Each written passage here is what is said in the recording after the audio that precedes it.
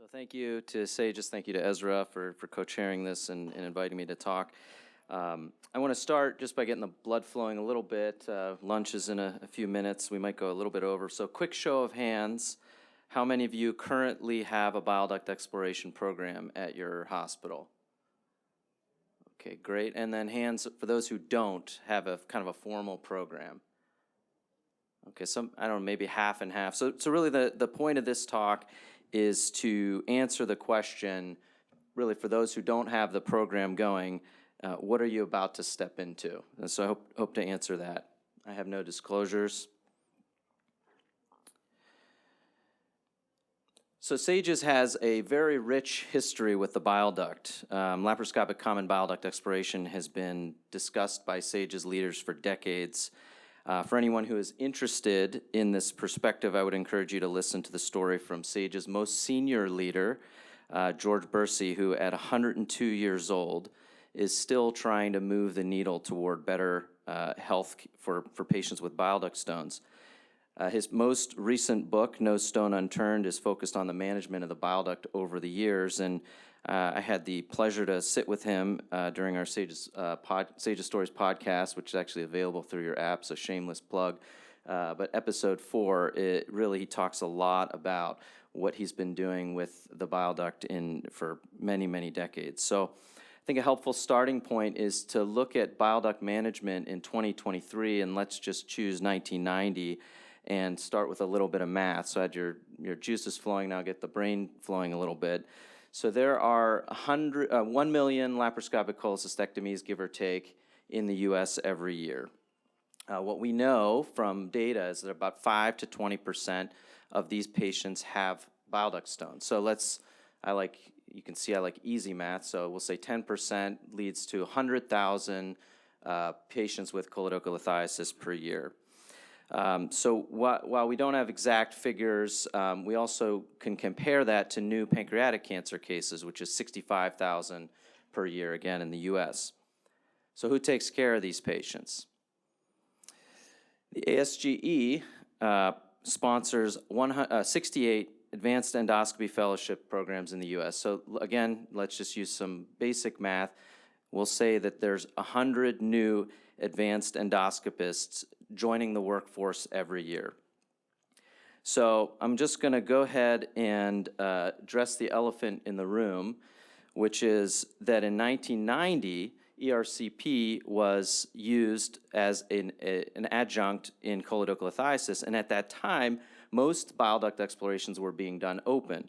And so ERCP obviously became a better strategy for the management of choledochulithiasis. And it became the standard of care for choledochulithiasis. And it's a designation that in GI literature holds today. But when we fast forward to 2023, we know that now ERCP is not done for diagnostic purposes. MRCP is done for diagnostic purposes. And so when you talk about launching a bile duct exploration program, you need to know that you're stepping into that environment. You need to know that there are 100 new gastroenterologists per year who will be beating the bushes with their ERs, with their primary care physicians saying, hey, listen, I'm available to offer the standard of care for patients with choledochulithiasis. And that's true. Right now, I think it's an appropriate treatment. And so that's what you're about to step into. So we need to look at some previous leaders and say, if you fail to plan when you step into this, you're planning to fail. So let's plan together. We're gonna build a team. We're going to acquire technology, and finally, we're going to rigorously train. So I can't talk about a team in this city without highlighting their storied Montreal Canadiens, who I'll have a chance to see in action tomorrow night. And we often think of sports teams when we talk about teams within medicine, but I think in this case it somewhat breaks down. Regarding a CBDE program, this slide represents sort of a pie in the sky. This would be the ideal situation for your team. You would be on that team, of course, GI, radiology, industry, emergency medicine, acute care trauma, hospital administration, and OR staff. But wait, I actually left out the most important person on that team, which is the patient.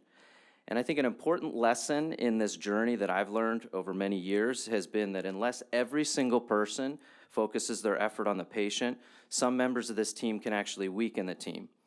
So if you do encounter friction, the next slide gives what I call the bare bones team that's needed.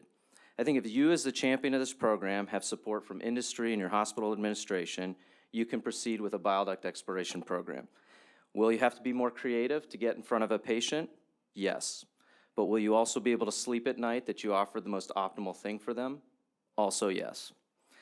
So a small caveat is that when it's 5:49 on December 22nd and you have a text from your ACS colleague, hey, I think we need your help. We already opened the patient and we think it's best that we clear this duct now. Yeah, so even when that takes a few hours from your life and your family, so it looks like about 3 hours of my life there, to clear this duct, get this cholangiogram, I think we need to be prepared and we need to be able to go in, okay? So I think that's the caveat. I don't think we can say, well, we're not available. So the next thing you have to do is acquire your technology. And here's kind of an outpatient OR that we have that's basically set up. It's an outpatient center where we can do bile duct exploration during our routine cholecystectomies. So previous speakers talked a lot about the specific technology, so I won't go through that, but I think to summarize, I break it down into 3 components: equipment, supplies, and the business case. So equipment represents the reusable technology. This is cholecystoscopy, intraoperative ultrasound, video processing unit, and I think a very important piece of information of equipment, which is some kind of recording device, as I recommend that you record all of your cases, including the bile duct exploration portion. So you'll need a separate device for that. Supplies are your disposables. This includes various cholangiograms. You heard about those. In some cases, the cholecystoscope itself, tubing for irrigation, balloon dilation, baskets, lithotripsy, either laser or EHL, which wasn't discussed, but I think is another alternative to lithotripsy. For the business case, I present a timeline of sorts. I'm not going to go through each expected time because this component's going to vary based on where you are. It's also going to give me angina when I think of my own journey and how long each of these took. But these are the basic steps, and hopefully your journey is a little bit smoother than mine was. So to start, you go back, and again, to those who don't have a program, you propose this program to your business administrator and your chair, and you say, I want to start doing bile duct exploration. And this will be they'll do some basic new equipment, new supplies costs. Then there'll be a formal evaluation where they look at the current budget, they go through any alternatives that exist, and they look at any other equipment that's either available currently in the hospital or is also on the market. Next, there'll usually be an OR trial, and then there'll be a value analysis team, and they'll give you a specific time frame where you'll have access to the equipment, usually at no cost. And then this goes back as a proposal to acquire the technology with the hospital administration. And I'll pause and do a little more math, and again, you'll see it's pretty simple math. So say you do 100 cholecystectomies, your hospital does 100 cholecystectomies. So that, again, using our math of 10%, that's 10 laparoscopic common bile duct explorations. So when you present your business case, you can use these work RVUs of 18 and 3, so 21 total. Each case gets a lap cholecystectomy with common bile duct exploration, biliary endoscopy, and what this reimburses at Medicare level is outpatient is about $5,000, and as you know, most of these are inpatient. So using a conservative estimate, say you do some of these outpatient, you can go back to your administrators and say that the expected revenue is $50,000 to $200,000 a year. So that's kind of your starting point if you do 100 cholecystectomies. Again, rough math, but something that you can at least take back and say this will generate revenue. So like any athlete knows, the only way to ensure success come game plan is to rigorously train, especially when no one is looking. And it's no different for us as surgeons. I think we need to keep our skills sharp so that we're ready anytime, even if it's at 5:49 p.m. on December 21st, 2021. And as surgeons, we're taught see one, do one, teach one. So does that apply here? Maybe, but I think we have to spin it a little bit. So first, I would say see one from an expert. Find someone who's routinely doing this and observe them. Preferably it's at your institution, but if not, you can ask others. You can ask, obviously, people on the panel. You can ask them for their videos, and you can set up a virtual video session with them going over the steps that they take. So second is do one. Over and over in the lab, and I can't say this enough, SAGES is a huge proponent of doing courses, and I allude to the ADOPT hands-on course. ADOPT stands for Acquisition of Data for Outcomes and Procedure Transfer. and there is a program tomorrow that is a hands-on for common bile duct exploration. And so doing this over and over. And then finally, having an expert teach one, and this is the concept of proctoring. Ideally, this would be someone already, again, at your institution, but SAGES has these adopt courses, and here's an example of a timeline for the hernia, which over the course of 2016 and 17, there were multiple touch points between the mentor and the mentee throughout a one-year time frame.